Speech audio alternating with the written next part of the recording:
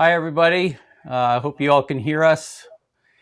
Welcome to our one of our sessions. We're going to have some fun today. I'm Joey Terrell. I'm in Los Angeles. Joe Levine is in Colorado. Joe and I are going to do a couple different things. I'm going to do something with some flowers, talk a little bit about lighting and the way that I approach flowers. And Joe's going to do really the kind of thing that very few people can do. It's like a narrative within a photograph, and so I could talk for hours. But with that, I'm going to turn it over to Joe and let him get started. You can see what he's going to build on his set. Take it away, Joe. So we want to say welcome. Thank you everyone for joining us. As we get started, I wanted to point out that there is a Q&A, so you guys can ask questions. Whoop, someone's pointing out we have an echo. Not sure where that's coming from. We'll take a look at that. There is a Q&A to type in any kind of questions. Some questions, if I'm on camera, Joey's going to try to tackle. Other questions we might, and vice versa. Other questions, we'll just wait till the end. But please, as you have questions, definitely let us know about that. Excuse me. And I guess with that, I'm going to dive right in right now. So as Joey said, this kind of an image for me is a narrative image. It's about storytelling. And we're taking completely different approaches tonight. As you guys can see, there is nothing on my set right now. There is a kind of a silver background with a little piece of glass on it. And my plan for the next, 20 minutes, half hour or so is to really just build a shot with you guys. I have an idea in my head. I have an idea what I want to do. So I'm just going to get started with that. The plan is to build up the shot. We'll take a look in camera. I'll do some lighting. What's so unique is tonight, my goal is just to use one light. That's all I want to use and just kind of see where we go with this. So with that, I am going to switch to in camera and kind of just talk through what I'm doing. So I'm going to switch to my in camera view. And again, all you see is my set. And to give you an idea, it's not very big. I mean, my hand's not that large of a hand. And I have an idea. I'm going to switch back out. When you guys look around my set right now, on the right-hand side, there is a couple glasses. There's a bottle in there. There's some ice cubes. I've got some limes, some peels in there. So there's a plate over here. So that just kind of gives you an idea. I also do have Kim wipes that I'm going to be using. And the reason is I want to move glass, and there's nothing for me more frustrating than getting a shot done, bringing it in the computer to process, and all of a sudden I look at it and I realize I've got my big fingerprints all over it. So I'm going to switch to in camera. And, I'm going to start with the back. So I've got this bottle, and the bottle's just going to kind of start to slide in here. And I'm kind of going to work back forward. The hero is going to be, I believe, this glass. And inside the glass, there is a single ice cube. It is made of glass here. And I'm looking on screen kind of for the placement of it. Now, camera-wise, switch back. Camera-wise, I do have my Nikon Z7 II. I have a single light over here. The lens that I'm using is a Nikkor PC45. So it's a 45 millimeter. So you can see I'm really close to the set, but it is a tilt shift lens. So the lens is actually tilted down. So instead of it being like this, I've dropped the front of it because I want to end up holding focus at right around 5.663 with this lens, with what I'm hoping is going to be a lemon peel in here. So I'm just going to kind of try to use the Kim wipe as I move it. That's not too bad. And we'll bring in the second one. All right, slide this one in. And with me, and I am standing on my, it's always funny, my tiptoes to look down the camera. This is kind of an odd angle for me. So much of my work is more across, but I wanted to work on something a little bit differently tonight. I'm going to slide that over a little bit. And if you guys have these questions, definitely post them in there, and then Joey can chime in. And I have this bin right now. Hey, Joe. Let me go back in camera Yeah, here. there. I was just curious when you look in camera how you're like you're not really as you adjust the pieces. Do you keep going back to the camera to see where everything's positioned, or you kind of do it by eye at first? I pretty much am always, great question. I'm always looking through the camera. And the reason is if I come over here and I'm looking at the set, I don't know what the camera sees. Or if I'm over here, this camera is so close. Sometimes if I have a long lens and I'm back here, I'll stick my head kind of in front of the lens. In this scenario, I don't have room. I'm literally hitting the camera lens, hitting the top of the glass. So I have to look through the camera as I'm moving this. The other It's just the the only other way question I I can had, do Joe, it. is you mentioned that you're using the 45 millimeter tilt shift. Are you using that to gain focus or limit focus? Believe it or not, yes to that question. I'm using it a little bit for both, actually. I want to gain a fairly flat plane because what I'm going to bring in just a minute is going to be something that looks like this. And I think I could bring this in right now. So I have a couple of these. So I'll hold them up in front of the lens in a second. So I have both of these. They're just lime peels, excuse me, that are on these little silver, skewers. And what I'm hoping to do is when I lay one in, is be able to hold focus on that plane, kind of going, kind of right across the top of it.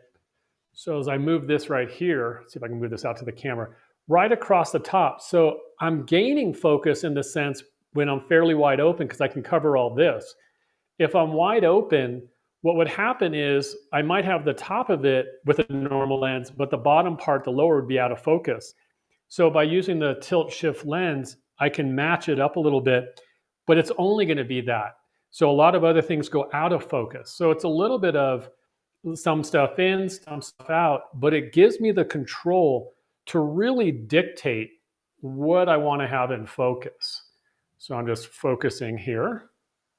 Now, the hard part about this lens, I've got a certain pair of glasses on that's making it a little difficult to see, is that there is no autofocus. And I did turn off, I'm going to turn it back on, something called focus peaking, so that it'll help me focus. So you guys, I think, can see, oh yeah, you can. The little red that's hitting the skewer right now, you'll notice it runs top to bottom on the skewer. So that tells me the skewer is in focus. So I'm going to leave it right there and I'm going to turn that back off. It's a great setting. It only works when you're in manual focus with that. So, I also like to have a little bit of a story. And when we talk about narrative images, what I'm really looking at is it's like a good book. You kind of start reading a chapter and you get pulled in and you go a little bit more and there's other details and it just sucks you in. And I like that with images. Most of my images are done that way. I look at it as a theatrical play. You need a hero, you need a set, you need lighting. And we're working on our hero. That's this front glass with the lime peel. And then we have our supporting cast. I think I'll bring in a little plate. I don't want this to have too much attention. Just kind of bring it out a little bit. I'll grab the other skewer and drop it in. Whoop. That's what happens when you're got big hands and you're running into things. You tend to bump things a little bit. Kind of like just breaking the planes. Don't want to hit anything too hard. When you're working with a wide, lens like a 45, you do end up right on top of the set sometimes. So you do have to be careful about that. All right, that's looking pretty good. The plate feels a little bit, well, for lack of a better word, naked. So inside my bin here, I already cut up some limes. I don't know why I Hey, want to keep Joe. calling these. Yes, sir. I just wanted to ask, you mentioned that you're using the 45. Is there a reason that you went with a 45 instead of something longer, maybe an 85 or a 105? Was it more about that feeling of the near glass is going to feel that much closer to the lens? It is. The 105, as far as I know, there's no tilt shift 105. I love my 105 micro lens, macro lens. The 85 tilt shift is great, but there's something about, you can see I could play with the limes for hours on here. There's something about with an image, and I'll flip over to here, with a wide lens, when you come in fairly tight to your set, it's like you're there. It's like walking into a scene. I mentioned the theatrical play, and imagine being in the front row. When you're in the front row in a theater, everything's happening right here. But if you're in the mezzanine or in the back, you kind of see it out there. The wide lens allows me just to be right inside the shot.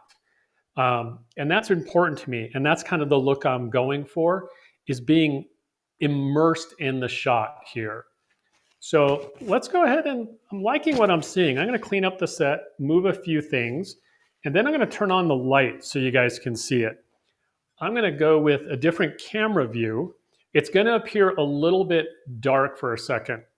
And what you'll notice is I do have a strobe just sitting back here. And I'm going to go ahead and fire that up. Power was on the floor there. Of course, I say I'm powering it up, but I must have missed the button. There we go. So I just turned on the modeling light with that, and I need to turn on my remote. And as I recall, my shutter speed was really low a minute ago so we could see everything. So, I'm looking at shutter speed of 1/200, f6.3, ISO of 100. White balance is around 5,000 Kelvin. Might be a little lower actually for this shot. And all I'm going to do is start moving the shot around, or moving the light around. This light is a small pro photo, and I do have a honeycomb grid on it. So right on the front, there's a 10-degree honeycomb grid, and I can just slide it in, move it around. And if I go back in camera, and I'm kind of doing what you're doing, is I'm just looking at it. I happen to be looking on a large monitor that's right above the camera. And this type of an image, what happens to me, that's kind of fun. I like the light just moving across the scene. What's fun for me is it's kind of a memory. A lot of the stuff I work on, it's because I was sitting somewhere, in this case, sitting having a cocktail with my wife. The sun came across the glasses, and I'm like, oh, that's really cool looking. And I'll snap a quick image with my cell phone, because it's what I have next to me.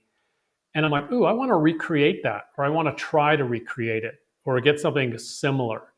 So I'm liking where that is. So the light's just moving through the set right now.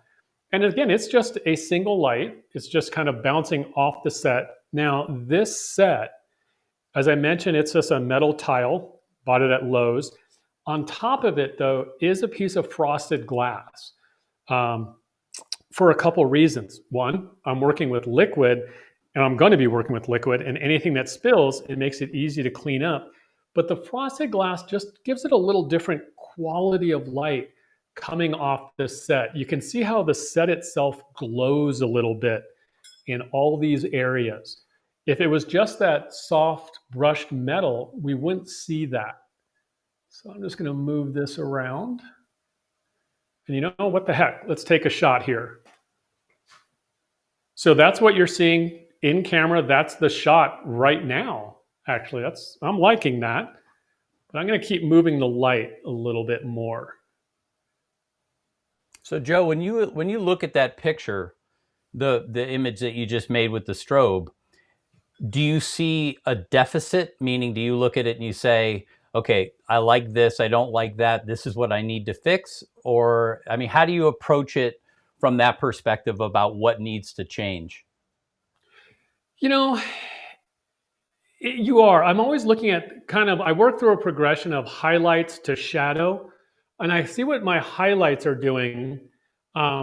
And then I start looking at what my shadows are doing. You know, our subconscious always goes to the brightest element of an image, also goes to the things that's the most in focus. So I kind of look that way. I'm thinking what I want to stand out is just kind of the mood as if it was the sun. And that's really what I'm trying to mimic here is the sun. So I'm going to swap a modifier. So I'm going to turn this one back on. I'm walking over to the other part of the studio, and I'm going to try a different modifier quickly. This is a much larger reflector. Actually, first, I'm just going to take the grid off and see what happens. So it's just going to be a different look. I'm almost worried that that first look, the beam might have been too narrow. Whoa. So this is the difference between no grid, or excuse me, no grid here and having a grid on it. I'm partial to having the grid. So I'm going to skip the other modifier because it's actually going to spread it a little bit more. So I'm going to drop that back on. Go back in camera. And then we'll start just kind of roughing it right into that ballpark. So I'm liking what's happening here. Now, some people, and I'm going to flip this way, there's always this thing where people say, oh, I can't have my highlights pure white. I can't have my shadows pure black. My thought to that is, if I want to have highlights that are specular, blown out, why not? If I want to have areas that are really dark with no detail in the shadows, why not? They all happen naturally. And so if we're creating an image and we want it to look natural, well, a lot of times we do have areas that are going to be, see if we can get my fingers in here, real dark in this ballpark. It would not be surprising to me if I was outside sitting somewhere and there was a big highlight that was blown out with light coming through. So I'm perfectly fine with that. But something I'm seeing that I'm not a giant fan of right now is this skewer is silver. And right now, if you could zoom in, what you would see, let's go this way, on the line of it, up and down, where we had focused earlier, it looks kind of black to me. I want to still have it a little bit of shine coming through. There is some reflection, but I'm going to add a card. So see me step offset for a second. Just Joe, while you're grabbing that card, yeah. While you're grabbing that card, Cameron had a question about, you know, if you could control the blown out parts in the image with the use of a reflector. So I know you're about to deal with reflectors, but you just commented about that, about that you really don't mind if an area goes blown out because that kind of mimics the way real life happens. Is that fair? It does. But to Cameron's point, and what's funny is if I think, Cameron, I'm going to almost give you the exact same answer because I think you asked this question when I was working on a whiskey bottle about a month ago about light coming through the back of the whiskey bottle.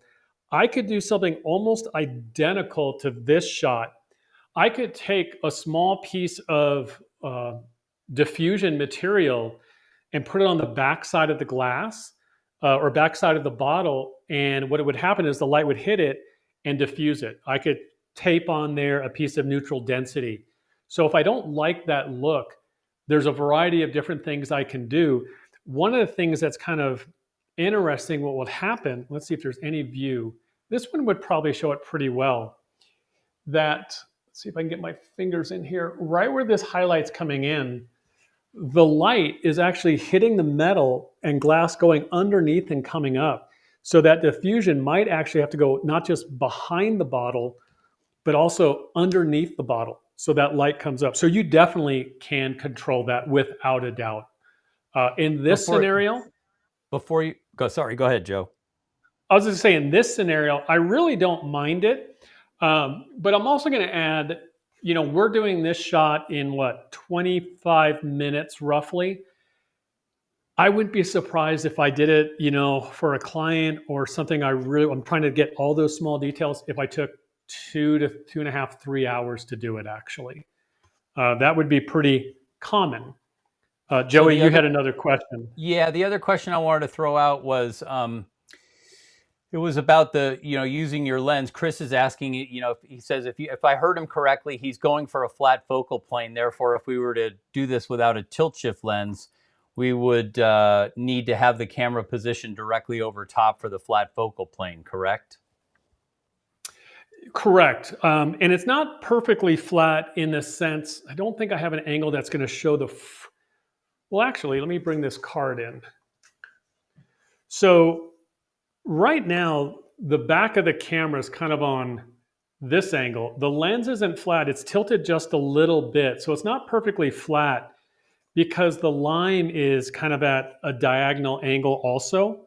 So it's not perfectly flat. You actually, with a tilt shift lens, PC lens, you can't get quite that far. You would need a view camera to do that, to get perfectly flat. In this scenario, if you wanted to without a tilt shift lens, if you wanted to match up just the plane of the lime, you would have to match the back of the camera. I liked this angle, and knowing with the tilt shift lens, I could just drop it a little bit, or you can stop down a little bit. I'm at 6.3. I would probably have it at f11 okay, but at f11, I'm going to have some other areas in focus that I may not want. And that's kind of the pros and cons. There is a con in the sense that, I'm getting a little older, and, autofocus is a great thing. And this doesn't have autofocus when you do it that way. So let's just kind of, let's see if I can get this in here just to kick a little extra light on the limes, on the back side of the limes. I could also rotate the limes a little. It's going to pop that. And I got a little glow. But if I wanted to, I could rotate. I think that lower left line will have too much light. Oh, it does. It's picking up a highlight that I don't really want. All right, my hands are getting too big. I got to get something else in here. This is where drinking coffee in the afternoon is a bad idea. Joe and I were just discussing that because it makes it hard to push things around when you've had too much coffee. All right, I like a little light hitting there. That looks pretty good. This guy, you guys can't see what I'm calling this guy. Now, here's something that's going to change in this shot pretty dramatically in just a minute. I'm going to add liquid to this shot. And we have to consider that when I add liquid, the liquid and the glass is going to act pretty much like a lens. Light's going to hit the liquid and have a little chaos. It's going to disperse everywhere. It's going to dramatically change the shot. What's tough, and I'm going to use club soda. What's tough about club soda is that little bit of fizz that we're going to get come from it. It's not going to last. Now, there's a couple things we could do about that. We could siphon the beverage out, which sometimes you have to do. You could drop a little salt in there. Salt in the liquid will drop down, add a little carbonation. You can break up an Alka-Seltzer, drop it in there, and you'll get a little bit more spritz coming up. I'm not going to worry too much about that. Actually, I'm just looking at this. I kind of want to drop that there. Now, in a perfect world, I don't think I'm going to be able to rig it without completely covering the camera. I'm looking at the back lime, and I'm holding a mirror right now, and I kind of like hitting a little bit of a mirror on that back lime. You can see how the mirror is moving through. I'm not going to worry about it, but you can move it around. Just by adding a mirror or another card, you have so much extra control. And I think to split the difference, we'll look back in camera here. I'm going to move that light a little bit off to the side, just a tiny bit. All right, I'm liking what's going on. All right, now the dangerous part, the liquid. I laugh because I have this bad habit. I build these sets and I'm looking around going, I'm right-handed. I've got to get liquid into my glasses. Left would be much easier. I do not trust myself to pour with my left hand. So I'm not even going to venture to do that. I am going to pivot this out of the way. So the nice thing about the way this set is rigged, the light and the card, they're actually on sliders, but I can actually just pivot this. So I can slide this in and out. It's on this metal column and I loosen the base of it. So I can pivot it out, slide it in, pivot it out, slide it in. I think we'll switch to this view so you can kind of see it going in and out. And let's see, oh, here you can really see the honeycomb, if you guys didn't catch that before. And I still might try the other modifier. A little bit of spritz in here. All right, this is where I'm going to try to do this. This is pour, move the card, shoot. Oh, I poured too hard. Move that in. Got a little spritz. See, I should have poured a little bit more carefully. Left-handed, I am not good. I'll admit to that right now. But you can see how there's a glow that was not there a minute ago is now coming through because of the spritz in the glass. I want to move that guy over a little bit. So I like what's happening here. I think this light needs to move a tiny bit. You didn't see that because I was, well, not maybe too much. So let's try one more modifier. I've got a couple minutes. And Joey, is there any other questions or as I'm moving this modifier? So I'm going to go with this guy here. No, I think everybody's I mean, you're doing a great job of explaining this. I mean, to be honest with you, I'm riveted to the screen. This is so far out of my wheelhouse. You know, it takes a great deal of patience to do this kind of thing. So, you know, I'm learning a bunch just watching, frankly. So the modifier, thank you. The modifier I just added is called a magnum reflector. And a magnum reflector, the way it's hammered on the inside, it actually will amplify the light quite a bit. You think, wait a minute, how can a modifier that's spreading the light a little bit also be enhancing and making it appear brighter? So I haven't changed any settings right now. And watch what happens when I fire this. And this is almost one of those, I shouldn't do it so you see it because it's going to be, I'm going to guess about 1.5 stops overexposed. So all I did was change the modifier. So I'm going to dial down the power. That is 2 stops difference. And there we go. So that we know we don't want. So that's with a 10 degree. That's still the 10 degree. I like that one a little better. Or we have this one. This one to me, it's more overall lit. It doesn't tell the story. It doesn't quite have the same mood that I have in this shot. This shot gives me a time of day. This is also an image that what I might do just quickly, I know the spritz is gone. Oops, that's not what I want. That's not what I wanted. Who's your friend? I talk to my camera gear all the time, just so you guys know. I'm going to change. Oh, that is why it's not as blue as I was expecting. I'm going to go a little bit more blue on this and just see what it looks like. That's too far. So all I'm adjusting is the Kelvin temperature in the camera. Now, I could do this in post because it's just a single light. You do have to be careful though, because if I was doing this with 2 lights and gelling, sometimes I prefer to do it just with one. See, I like this cool feel. I like the look of this one. You know, I would do it with the other modifier, and you can hear the clamp because I'm changing the modifier even though I did not change the camera angle or the camera view. Let's see how fast I can do this. Like I said, this is a little bit like speed dating right now, even though I don't know what speed dating is like. Oh, didn't change the power. So it feels like when you compare the 2 different modifiers, Joe, you know, the Magnum and the Grid, it has a feel of like light passing through a bunch of stuff sitting on a table. You know, like if you had a ketchup bottle and a bunch of other stuff sitting on a table, it feels like window light passing through those things. So you have light to dark. Whereas the other one has more of a feeling like there's nothing obstructing the light and it's just streaming across the table. Is that fair? It is. And I like the idea of it streaming across because that's that narrative. That's that story I'm looking for. And I'm just moving, you guys can see, I'm just moving the light around.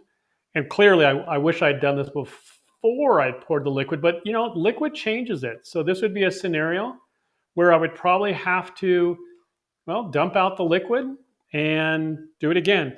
And I wouldn't remove the glasses. I would siphon the liquid out. So that's kind of fun, a little bright in the upper corner. And I think we'll just end right there with that shot. So, Hey Joe, whew. before you Yes, sir. end, can I ask for a favor just for me? Yeah. Can you change your color temperature to like 7,000 just so we can see what that looks like? Yeah. Because I think what it'll show is kind of like somewhere in between the modeling light and the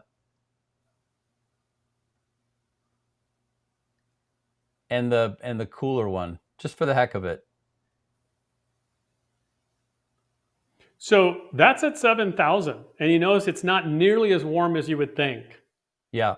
I think to But get you to see the the look, warmth. What's interesting is you see a little bit of warmth in the lime, and I see it in the background on the upper right-hand corner. You just feel a little, and in the lower left as well, you feel just a sense of warmth. well, and part of what's happening, the areas that are more of a specular, really bright highlight, you don't notice it because it is brighter. And even if it's warm looking, if it appears overexposed, which I'm okay with here, it's going to go back to white light and be clean. So it's where adding a little more warmth. Now, if you want to add that kind of early evening, I was going to say late morning, but you shouldn't be drinking early morning. If you wanted to go for that look, you could just add a gel. I'm going to put this all the way up to 10,000. And I think this won't be as warm as some people would think. That's at 10,000, and it's still not as warm as some people might consider. Because the way the light's passing through.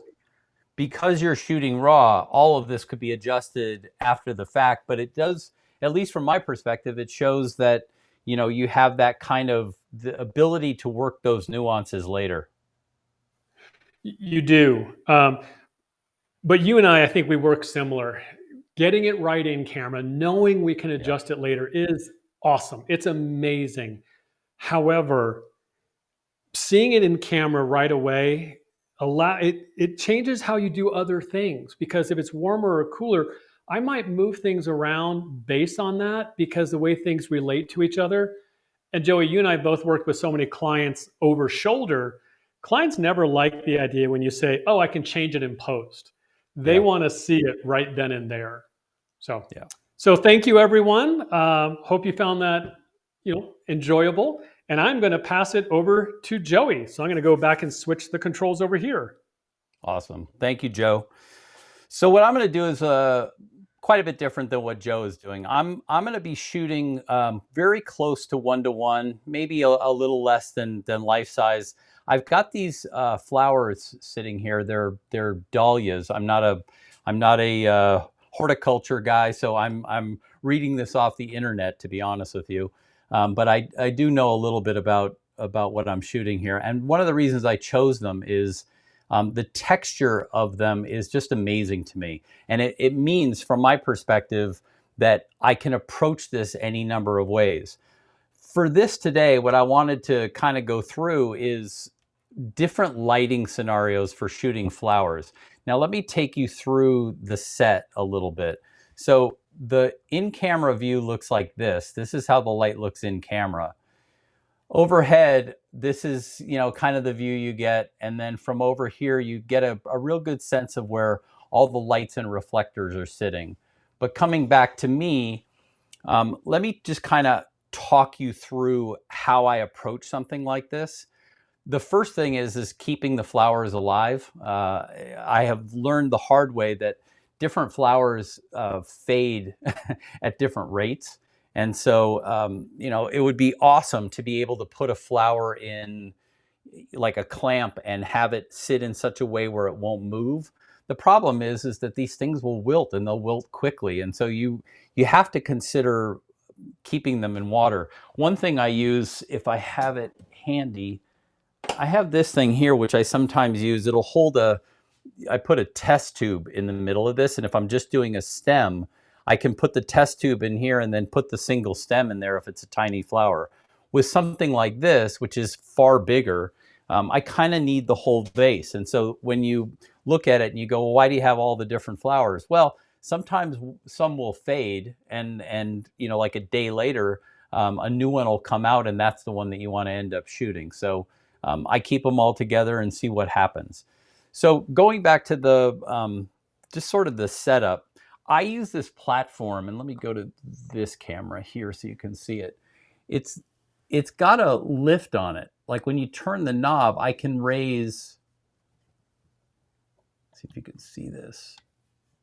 As I turn it and it squeaks, you can see it'll raise the flowers up and down. And if I show you in camera,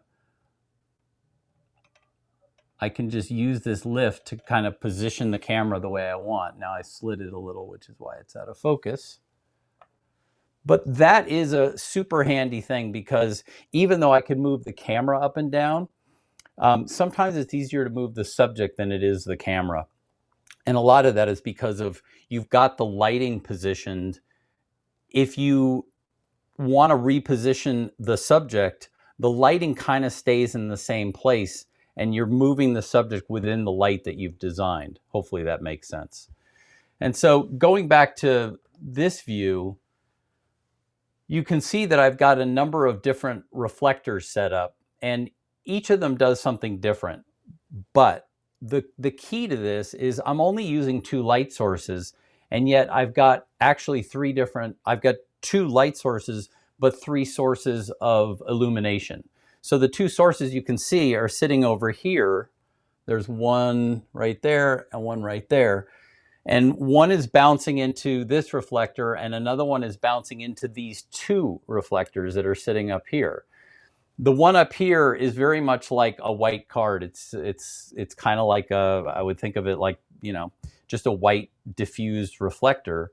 And this one here is more like a mirror. I mean, it literally is like a mirror. So what happens is when the light hits that mirror, it's not really losing any of its shape, if that makes sense. It's just basically reflecting it into a different direction, whereas the white one is definitely spreading and diffusing that light. Now, the size makes a difference as well.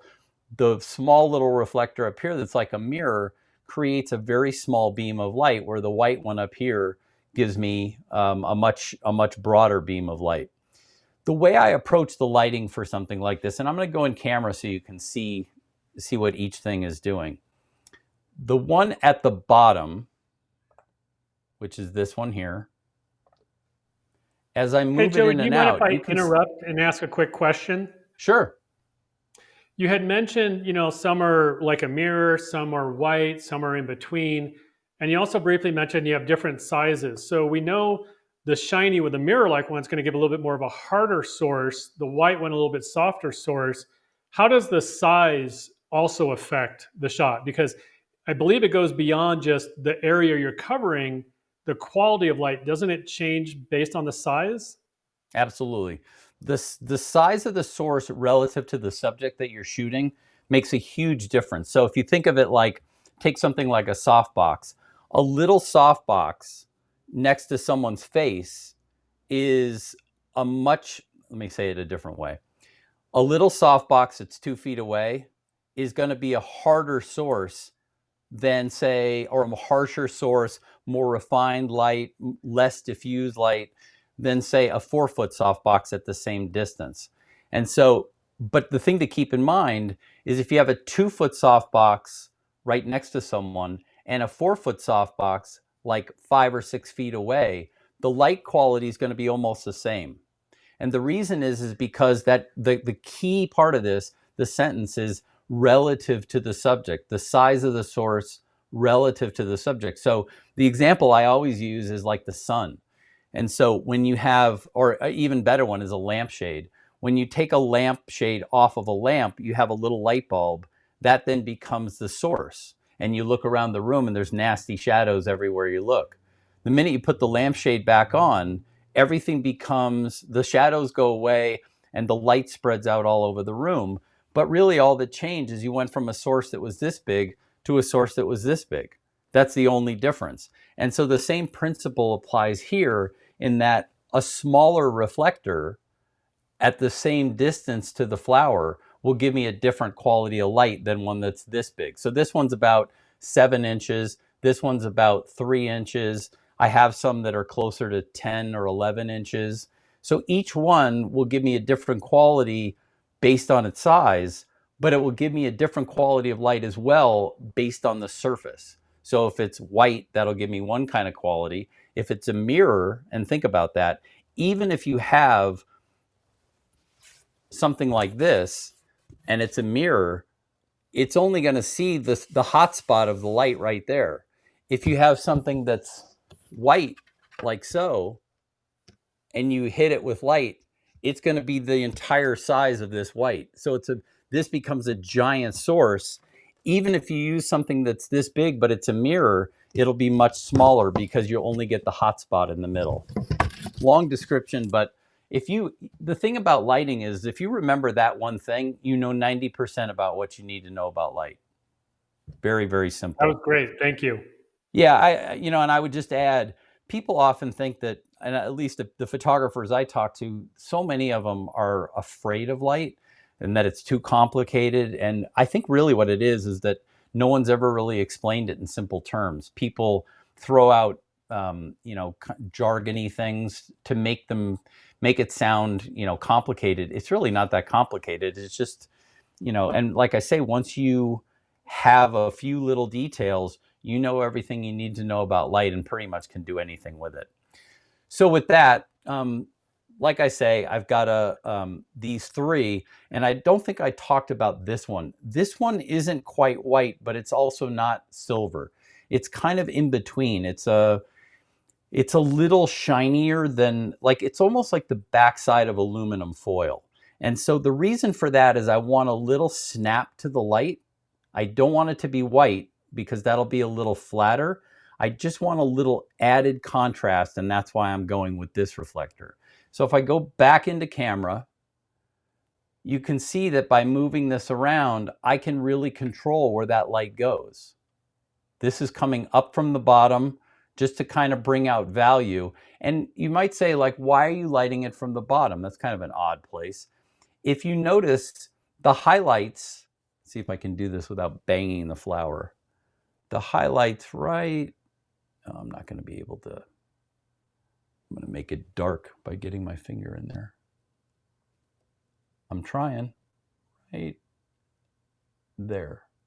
Those highlights underneath there are what I'm going for. I want those to stand out, but I don't want the inside of whatever those tubes are to be lit. So by coming up from underneath, it kind of just brings out the shape, particularly on the left-hand side, without illuminating the inside of those tubes. Now, the other key part of this, and I'm going to go to this camera, actually I'll go to this camera so you can see it, is this, I have an iris sitting here. So what's happening is this mirror is bouncing light into this iris, and I'm able to open and close the iris so that I can control how much light hits the flower. So what I'm trying to do is knock the light down, because if I leave it all like that, it just looks like there's light coming from everywhere. And I lose the nuance that's happening on the left-hand side.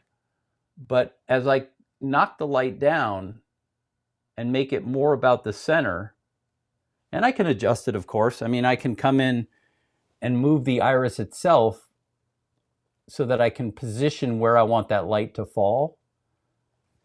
But the goal for me is to not light everything. It's basically to, put light in one spot and say to the viewer, I want you to look right here. I want you to notice all the rest, but I want you to look right here. This is the important part. And that's a stylistic thing. Other people would approach this differently. I think another way you could go at this is looking at this this view of it, you could come up from underneath, say on the left, and underneath on the right, and from the top, and leave the center of it completely dark. And that would be an entirely different shot.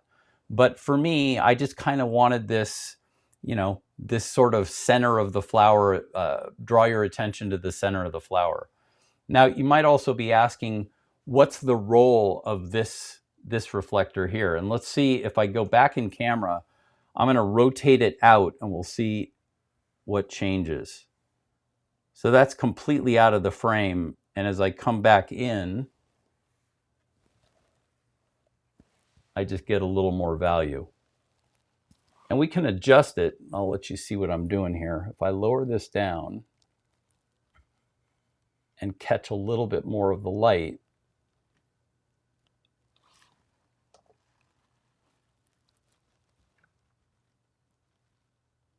you can see it's not doing a lot, but without it, to me, it doesn't look as good.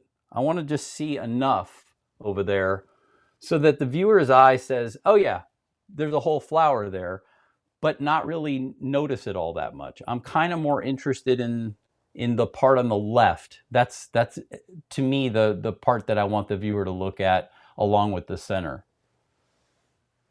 Make sense so far? Any questions, Joseph? It's been great. I always like that subtle nuance that you can do, and it's kind of interesting because it's the same I was talking about with the narrative of where you want your audience to look. As photographers, we have so much control and power to tell our story, and it's the story of your case. It's the flower. Where do I want the viewer to look? My case was the scene I was creating. And that's this amazing part of photography today, that we have so much that we can do. Yeah. And a question just came in by Chris: is Joey tethered when he's doing these shots without an audience? And Chris, I can pretty much say that we're both pretty much always tethered to our computers when we're shooting, if we're not doing an audience, because looking on the small viewfinder on the back of the camera, it's 2 inches by whatever, it's small. Whereas on a large monitor, we can see so much more detail and nuance in the image. I also, for me, I prefer not to touch the camera once it's set up. And so by shooting tethered, I have the ability to change a lot of controls on my camera. Like we were talking about with the Kelvin temperature, actually, I would just do that in software. Joey, does that sound about right? It does. It definitely does. The only exception I would say, and I know Joe would say the same, is if we're doing a focus stack, you can't be tethered in focus stack. If you're focus stacking doing in-camera focus stacking like the Nikons do and some other cameras do, you can do what they call focus shift shooting, which is taking a number of captures at focus on different spots and then blending them together to make to have deeper, greater focus. That you can't do tethered, and that would be the one exception where I wouldn't be tethered, for sure. There are other times. I mean, to be really honest, sometimes I'm lazy and I just don't feel like setting up the whole computer thing and all that and I'll just do it in camera. But for the most part, one thing I will say is that to that point, I always tethered before mirrorless cameras, but because of the being able to see the image inside the viewfinder, that made a difference for me, because as you can see, I wear glasses, and it was one of those things. Like I used for those of you who know, like a Zacuto big loop, and I would put it on the back of the LCD so that I could see everything in detail. Like when I'm shooting on location, if you're tethered, you don't need that because you see the whole thing on the computer screen. But the viewfinder view is now, to me, as good as, or if not better than, the Zacuto was, and I don't have to bring an extra thing with me, so I can just look in the viewfinder, zoom in, and so sometimes, to be really candid, I'll get lazy.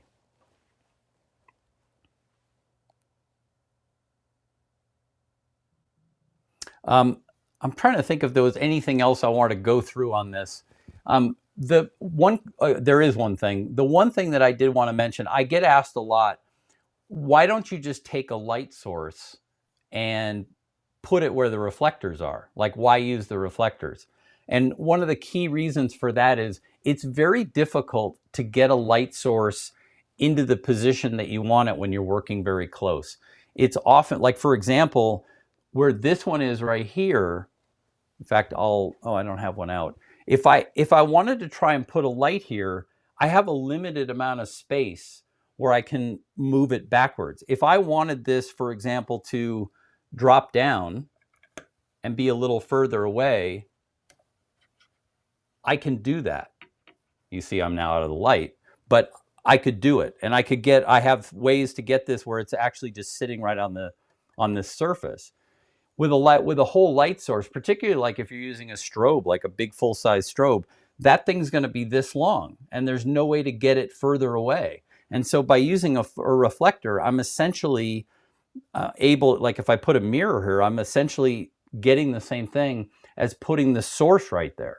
And so it just gives me flexibility that I don't have. It's funny, like, look what happened by moving this one reflector. It completely took it out of the shot. And so as I raise it back up, see if you can see how the light comes back in. And while you're doing that, I'm just going to add that by using all the different reflectors, we can minimize the number of lights we have. Excuse me, you can use one light or two and have a variety of reflectors. Sorry for my cough. We could have 3 or 4, 5, 6 reflectors with 1 or 2 lights, and it acts like multiple lights. So it's not just everything on the set, it's just a lot of control. You don't have to have all this extra gear around. You don't need to own as much gear as we used to by doing that too. Well, that's exactly what's going on here is these two lights, this one here and that one there, are the only two, as I said earlier, the only two actual sources of light, original sources. But this one right here is hitting both these reflectors. It's hitting this one and going through the iris, but it's also hitting the white diffuser and filling the top of the flower. So one source becomes two. And I could have done the same thing, over here if I wanted. I could have added another, sometimes you can even put it right in front of it. So what I mean by that is, coming to this one, sometimes you can take, we've seen it, so I'll just show you. I'll take this apart. You can take the mirror and you could position it right in front of the white. And then what you end up with is the white is diffused, and this, you can see what I'm like, I'll try and hit the flower. There we go. You can see. I can hit the flower with a mirror and fill it with what's around it. So you can, if you say to yourself, well, I only have 1 light or 2 lights, you can turn them into 4, 5, or 6. Yeah, and that's part of the beauty. And even what you showed with that white and the silver in the middle, I haven't really thought about that because you can't do that with a light source. It'd be almost impossible to have a light source that's soft on the outside, hard in the center from one exact direction, actually. Yeah, it's just impossible to do. The only time that's possible if you're using, and to be honest with you, for those of you that don't know, I for 25 years did a lot of celebrity work in and around Los Angeles. I was shooting, for a number of different people, and we would always, have to work very quickly. Celebrities only give you a limited amount of time. And one of the ways that I would often light them would be to take a big 5-foot octabank and light them and then put a bare head right in the middle of the octabank and turn the power way down. And what you end up with is 2 things. You add a little contrast, like a little bite to the shadow of the jawline and under the chin from the direct source, and you add a catch light in the eyes. But the softbox, the 5-foot octabank, is doing most of the lighting and giving you the quality. The part that's right in front of the octabank is just adding a little contrast. So not surprisingly, I'm ripping off the same technique right here, where I'm putting a mirror in front of a white reflector and kind of doing the same thing, pulling out a little contrast. I make the point in that once you know lighting, you can use it across anything. It doesn't matter what kind of photography you love to do. Light transcends all of it. So if you like macro or people or even landscapes, lighting affects everything. I mean, it's right. I say it all the time. Light is right in the word. Photography means light writing. Photography, light writing. Technically, light writing, light pictures. It's right there in the word. Hey, Joey, can we just see one image again, like a big image of the flower? Yeah. Because I'm kind of curious. I might have missed it. Can you walk me through your settings just real quick? Because I Sure. don't know if you said it, I missed it, about aperture, shutter speed, what lens you have. Oh, there we go. Yeah, I'm wide open at ISO 400, a thousandth of a second. And you might say, like, why a thousandth of a second? I certainly don't need a thousandth of a second, but you'll notice, and obviously the lighting is all changed. I've been moving things around, so it doesn't look nearly as good as it did. But you'll notice if I just, because the stems are just sort of sitting loose in this vase, you can see it moves, but the stem itself isn't anchored down. And so just to make sure that I don't have any camera movement at all, I wanted to make sure that I had good stopping power, if you will. So those are all my settings. Great, thank you. So I'm noticing we're right near the end, Joe. It looks like, I don't want to hold anybody up, but have anything you want to add? Oh, I know we do want to add. Naturally, we have we've got some classes coming up. The first one of our second half of our specialty workshops begin next Tuesday. We're doing them in the one a week for the month of August, I think it is. And we'd love for any of you that are inclined to join us. And the other thing with that, and actually, if I recall correctly, what we're starting with next week is the single light source, correct? Yep. Yes. Okay, so a lot of what we were just talking about taking a single light source and using reflectors, cards, adding light, but also subtracting light, because lighting isn't just about adding, it's also about subtracting. The other bit of news, everyone's going to receive an email tomorrow from us that in September, we launched some of our larger workshops again, kind of our master series workshops that are 6 sessions. And those will be 2 days a week, each for 3 weeks. We are going to send everyone out a kind of a discount code, really just to say thank you for joining us tonight. We look forward to seeing everyone in our specialty workshops and also in our master classes. If you guys have any questions, please email us, reach out. We're happy to answer your questions. And again, thank you for spending your evening with us. So thank you. Yeah, thank you. We know you guys are busy, so we appreciate the time. And we hope we see you soon.